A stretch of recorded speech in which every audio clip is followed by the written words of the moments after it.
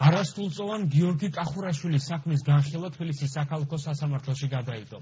საუბარია გახმაურებულ საქმეზე, კერძოდ 2009 წელს მიკროსაფინანსო ორგანიზაცია ჯორჯიან კაპიტალის სასარგებლოდ 7,000 წესხის სამართლოდ იპოთეკით დაიტვირთა არასრულწლოვანი გიორგი კახურაშვილის უძრავი ქონება, რაც ნოტარიუს ნარგიზ მანდიაშვილის მიერ იურიდიულად დამოწმდა. 2012 წელს სესხის გადაუხდელობის გამო არასრულწლოვანის ქონება აუქციონზე გაიყიდა, ახალი მესაკუთრე კი გამოსახლებას ითხოვს. დაცვის მხარის განცხადებით მიკროსაფინანსო ორგანიზაციისა და ნოტარიუსის მხრიდან მშობლებს არ განემარტათ, რომ მათ ბავშვის ქონების განკარგვის უფლება არ ჰქონდათ. ადვოკატის თქმით, ფაქტი გაეროს ბავშვთა კონვენციის უხეში დარღვევა, რასაც საერთაშორისო რეზონანსი მოჰყვა.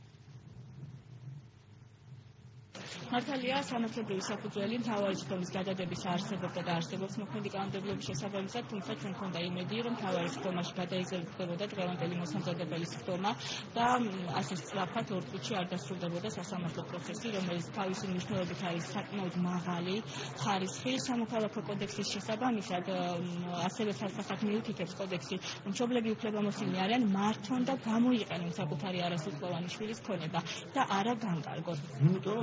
შესაძლებლობა და შესაბამისად უნდა გავაკეთოთ ჩვენი მოსაზრებები ამასთან დაკავშირებით. არ წარუდგინეთ ეხლა ჩვენი უფლებები არ იგოვა. განატარეთ. იქ ხო ქვეთა წარმომადგენლები განატარეთ.